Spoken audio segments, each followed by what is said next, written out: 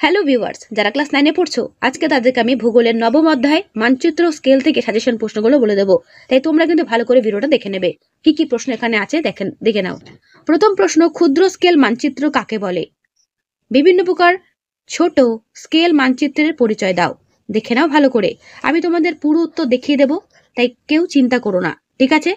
এর পুরো উত্তর এই পর্যন্ত শেষ হলো, ঠিক আছে? করবে। ভূবৈচিত্র্য সূচক বা টোপোগ্রাফিক্যাল মানচিত্র কাকে বলে? এগুলো কিন্তু বড় প্রশ্ন বলছি, ঠিক আছে? ভালো করে দেখে নেবে। দেখে নাও পুরো উত্তর। বইটা সরিয়ে তোমাদের আমি পুরো উত্তর দেখিয়ে দিচ্ছি। যদি মনে করো অন্য কোনো রাইটারের বুক থেকে অ্যান্সারগুলো করতে পারো। তো তোমাদের পুরো উত্তর এইটার এই পর্যন্ত শেষ হলো, ঠিক আছে? তারপরের প্রশ্ন, মৌজা বা ক্যাডাস্ট্রাল মানচিত্র বলতে কি বোঝো? দেখে নাও ভালো করে দেখে নাও। বইটা আস্তে আস্তে সরিয়ে তোমাদের পুরো উত্তর আমি দেখিয়ে দিলাম, ঠিক আছে? যদি পারো এরকম একটা স্ট্রাকচার করে একটা ছবি এঁকে তোমরা দেখিয়ে দিতে পারো, ঠিক আছে? জাস্ট একটু বোঝানোর ক্ষেত্রে। তোমাদের ফাইনালি কিন্তু এই অধ্যায়টা রয়েছে, তাই ভালো করে দেখবে কি কি প্রশ্ন আছে। মানচিত্রের গুরুত্ব ও ব্যবহারগুলো লেখো, করবে। দেখে না ভালো করে পুরো উত্তর। আমি বইটা সরিয়ে তোমাদের পুরো উত্তর দেখিয়ে দিচ্ছি।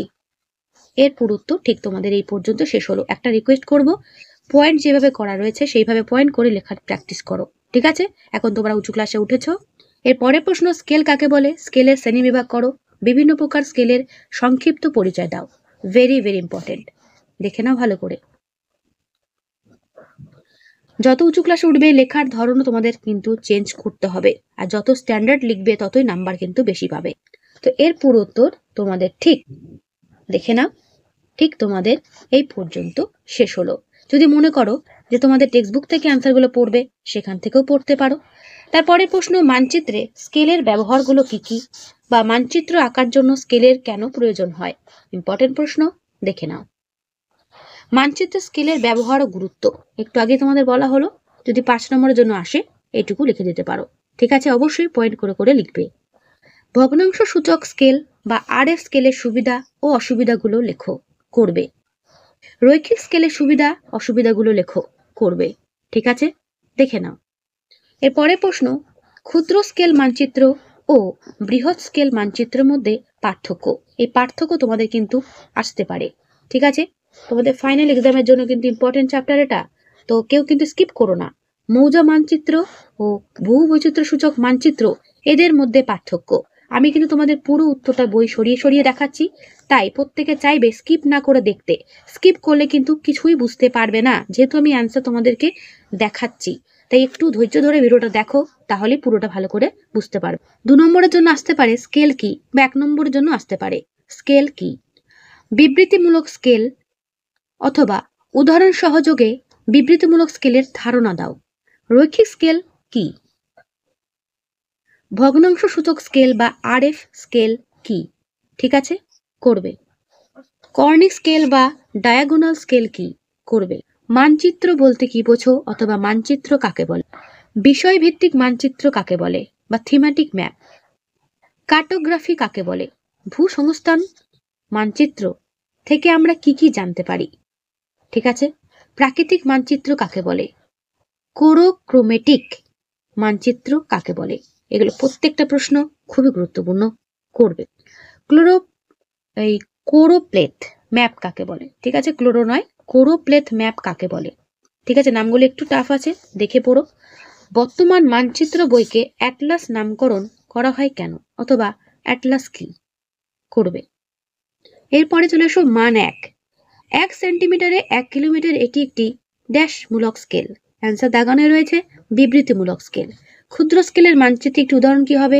দেশ বা মহাদেশের মানচিত্র। এগুলো ভালো করে পড়বে 1 নম্বরের জন্য। তারপর প্রথম মানচিত্র বই প্রকাশ করেন কে? মার্কেটর। মনে রাখবে। নিম্নলিখিত কোনটি বৃহৎ স্কেলের মানচিত্র? মৌজা মানচিত্র। ঠিক আছে, কোন মানচিত্রে সমোন্নতি রেখা থাকে? টোপোগ্রাফি। টোপোগ্রাফিক্যাল মানচিত্রে সমোন্নতি রেখা থাকে, ঠিক আছে? ভারতের টোপোগ্রাফিক্যাল মানচিত্র প্রকাশিত হয় কত সালে? প্রত্যেকটার উত্তর দেখো দাগানো রয়েছে, দেখে নিও। মৌজা মানচিত্রে জেএল নাম্বারের জেএল এর অর্থ কি? ঠিক আছে। পৃথিবীর প্রাচীনতম মানচিত্র আবিষ্কৃত হয় কোথায়? তারপর প্রথম মানচিত্র বইটির নাম হয়েছিল গ্রিক দেবতা কার নাম অনুসারে? উত্তর আটলাস। তারপর মানচিত্রের সর্বাপেক্ষা গুরুত্বপূর্ণ উপাদান কোনটি? সেটা হচ্ছে স্কেল। ভারতে ভূবৈচিত্র্য সূচক মানচিত্র প্রস্তুত করে কে? Survey of India. 1 ইঞ্চিতে 1 মাইল, এটিকে যখন RF হিসেবে লিখব তখন সেটা কত হবে? উত্তর হচ্ছে 1:63360। ঠিক আছে, দেখে নিলে। এগুলো প্রত্যেকটা প্রশ্ন তোমাদের কিন্তু 1 নম্বরের জন্য গুরুত্বপূর্ণ রয়েছে। বৃহৎ স্কেলের মানচিত্রের RFটা তোমরা দেখে নাও। বৃহৎ স্কেলের মানচিত্রের RF হচ্ছে 1:50,000। ওকে, 1:50,000। ক্ষুদ্র স্কেলের মানচিত্রের RF কত হয় দেখে নাও, এটা হচ্ছে এর উত্তর। ঠিক আছে, টোপোগ্রাফিক্যাল মানচিত্রে টোপো শব্দের অর্থ কি দেখে নাও ভালো করে, স্থান। মনে রাখবে। স্কেল অনুসারে দেয়াল মানচিত্র হলো কোন স্কেলের মধ্যে পড়ছে? দেয়াল মানচিত্র ক্ষুদ্র স্কেলের মানচিত্রের মধ্যে পড়ছে। ঠিক আছে, পৃথিবীর প্রাচীনতম মানচিত্রটি কিসের উপর আঁকা হয়েছিল? ইম্পর্টেন্ট প্রশ্ন, সেটা হচ্ছে কাদা পাথরের উপর। মনে রাখবে। কোন একটি নির্দিষ্ট বিষয়ের উপর ভিত্তি করে যে মানচিত্র অঙ্কন করা হয় তাকে কি বলা হয়? তাকে অবশ্যই বলবো আমরা বিষয়গত মানচিত্র বা থিমেটিক ম্যাপ। ঠিক আছে, তারপর মানচিত্র ছোট বা বড় করার জন্য যে হস্তচালিত কাঠ, পিতল বা ইস্পাত নির্মিত যন্ত্র ব্যবহৃত হয় তাকে কি বলে? তাকে বলা হয় প্যান্টোগ্রাফ। মনে রাখবে। তারপর সার্ভে অফ ইন্ডিয়া স্থাপিত হয় কত সালে? উত্তর দেখে নাও, 1767 সালে। জনসংখ্যার বন্টন কোন ধরনের মানচিত্রের সাহায্যে প্রকাশ করা হয়? উত্তর দেখে নাও, কোরো প্লেথ ম্যাপের সাহায্যে দেখানো হয়। ঠিক আছে, করবে।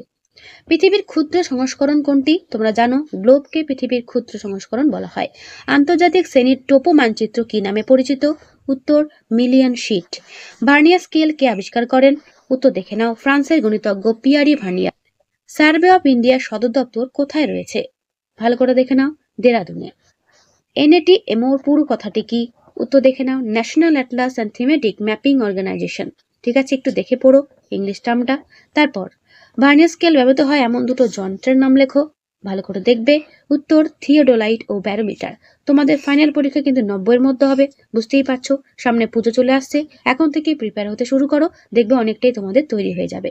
ঠিক আছে, তাই তোমাদের বলবো এখানে আমি তোমাদের ভূগোলটা দিচ্ছি, বাদ বাকি অনেক ভিডিও তোমাদের দেওয়া আছে বা আস্তে আস্তে আমি দেবো। তোমরা কিন্তু অবশ্যই আমার চ্যানেলের সঙ্গে লেগে থাকো বা আমার সঙ্গে থাকো, দেখবে তোমরা প্রত্যেকটা ভিডিও আপডেট পেয়ে যাবে। আর তোমাদের কি কি লাগবে, কি কি তোমাদের প্রয়োজন, আর তোমাদের সিলেবাস ফাইনালের অবশ্যই আমার কমেন্টে জানিয়ে দিও। ঠিক আছে, প্রত্যেকটা সাবজেক্টের সিলেবাস অবশ্যই জানিও, কারণ এবছর তোমাদের সিলেবাসটা কিন্তু একটু পাল্টেছে। কার কি সিলেবাস আমি ঠিক বলতে পারছি না, কিন্তু এক একটা স্কুলে দেখছি একটু আলাদা করছে সিলেবাস। তাই রিকোয়েস্ট করবো তোমাদের সিলেবাসটা একটু আমাকে জানিয়ে দিও, তাহলে তোমাদের সাজেশন দিতে আমার আরো বেশি সুবিধা হবে। ঠিক আছে, ওকে, এটা তোমাদের বলা থাকলো। তাই তোমরা কিন্তু অবশ্যই এটা পড়ার পাশাপাশি আমাকে করে দিও। ওকে, মানচিত্রে যে যন্ত্রের সাহায্যে দৈর্ঘ্য পরিমাপ করা হয় তার নাম কি? এটা ইম্পর্টেন্ট প্রশ্ন, রোটামিটার। মনে রাখবে। ঠিক আছে, মানচিত্র অঙ্কন বিদ্যাকে কি বলা হয়? কার্টোগ্রাফি। ওকে, ও তোমাদের যেটা বলার ছিল সেটা হচ্ছে তোমরা কিন্তু অবশ্যই আমার চ্যানেলে এসে ক্লাস 9 প্লেলিস্ট ফলো করবে, সেখানে দেখবে সমস্ত সাবজেক্টের ভিডিও দেওয়া রয়েছে, অবশ্যই কিন্তু এসে দেখে নিও। ভালো লাগবে তোমাদের পড়তে, আর যদি ভালো লেগে থাকে অবশ্যই বন্ধুদের কাছে শেয়ার করে দিও। তো তোমাদের মানচিত্র স্কেল থেকে এই হলো সাজেশন প্রশ্ন, এইগুলো ভালো করে দেখো, পরীক্ষাতে দেখবে এর মধ্যেই কমন পাচ্ছ। ঠিক আছে, আর হ্যাঁ, তোমাদের এখান থেকে থাকবে মানচিত্র চিহ্নিতকরণ। তোমাদের একটা ম্যাপ দিয়ে দেওয়া হবে, সেটা পশ্চিমবঙ্গের ম্যাপ হবে, এবং সেখানে বলে দেওয়া থাকবে কিছু নাম, যে নামগুলো তোমাদের কিন্তু চিহ্নিত করে দেওয়া থাকবে। তাই এখানে যেগুলো হাইলাইট করা দেখতে পাচ্ছ, এগুলো ভালো করে প্র্যাকটিস করবে ম্যাপ পয়েন্টিং বই থেকে, যে কোথায় এগুলোর অবস্থান রয়েছে ম্যাপটা দেখে ভালো করে দেখে রাখবে। যেগুলো আমি হাইলাইট করেছি সেগুলি দেখবে। ঠিক আছে, 10 মার্কস থাকবে হয়তো এখান থেকে, বা তারও বেশি হতে পারে, বাট 10 মার্কসটাই বেশিরভাগ থাকে। তো যে নামগুলো তোমরা দেখছো এখানে হাইলাইট করা, সেগুলো প্রত্যেকটা কিন্তু ইম্পর্টেন্ট তোমাদের পরীক্ষার জন্য। এগুলো কিন্তু তোমাদের চিহ্নিতকরণ করতে দিতে পারে। কিভাবে দেখবে বলে দিলাম, ম্যাপটা ফলো করবে, ম্যাপে দেখবে এই নামগুলো কোথায় কোথায় রয়েছে, সেই জায়গাগুলো ভালো করে প্র্যাকটিস করবে। একটা ফ্রেশ ম্যাপ কিনে, ঠিক আছে, এরকম ফ্রেশ ম্যাপ লুজ তোমাদের কিনতে পাওয়া যায় লাইব্রেরিতে বা যে কোনো দোকানে বইয়ের, সেখানে গিয়ে একটু ম্যাপ নিয়ে আসবে, দিয়ে বাড়িতে প্র্যাকটিস করবে, নামগুলো কোথায় কোথায় রয়েছে, ম্যাপের কোন পজিশনে রয়েছে একটু দেখে নিয়ে প্র্যাকটিস করবে, দেখবে পরীক্ষাতে এর মধ্যেই কমন পেয়ে যাচ্ছ। অবশ্যই কিন্তু এই 4টা থেকে এটা করতে হবে। ঠিক আছে, তাই ম্যাপ পয়েন্টিং কিন্তু কেউ স্কিপ করো না। যেগুলো তোমার আমি বলছি, যেগুলো এখানে হাইলাইট করা দেখতে পাচ্ছ, হাইলাইট করাগুলো যদি করো তাহলেই হবে। ওকে, দেখে নিলে ভালো করে, এগুলো কিন্তু প্র্যাকটিস করো। ঠিক আছে, দেখে নাও। পশ্চিমবঙ্গের গাঙ্গেয় বদ্বীপ সমভূমিটা ইম্পর্টেন্ট রয়েছে, পশ্চিমবঙ্গের চা উৎপাদক অঞ্চল। ওকে, করবে এগুলো। আবার অনেক সময় ভারতের ম্যাপও তোমাদের দিয়ে দিতে পারে, তাই তার পাশাপাশি পশ্চিমবঙ্গের পাশাপাশি ভারতের ম্যাপটাও এখানে যে কটা ইম্পর্টেন্ট রয়েছে সেটা একবার দেখে নিও ভারতের ম্যাপের ওপরে, ঠিক আছে? একবার দেখে রেখো জাস্ট, তাহলেই হবে। বাট তোমাদের পশ্চিমবঙ্গের ম্যাপটাই বেশি দেওয়ার সম্ভাবনা রয়েছে, তাই পশ্চিমবঙ্গটা কিন্তু কেউ বাদ দিও না, ভালো করে পশ্চিমবঙ্গ প্র্যাকটিস করো, কমন পেয়ে যাবে, ঠিক আছে? বোঝা গেল ম্যাপ পয়েন্টিং কিভাবে হয়, কিভাবে আর কি আসে, তাও তোমাদের একটা শর্টস করে আমি তোমাদের বুঝিয়ে দেবো পুরো ব্যাপারটা, চিন্তা করো না কেউ। যে সমস্ত প্রশ্নগুলো আমি দিলাম সেগুলো ভালো করে প্র্যাকটিস করো, তাহলেই দেখবে কমন পেয়ে যাচ্ছ। তাহলে আজকের এই ভিডিওটা তাহলে আমি এখানেই শেষ করছি। কেমন লাগলো কমেন্টে অবশ্যই জানিও, ভালো লাগলে লাইক করো, বন্ধুদের কাছে শেয়ার করে দিও। ওকে।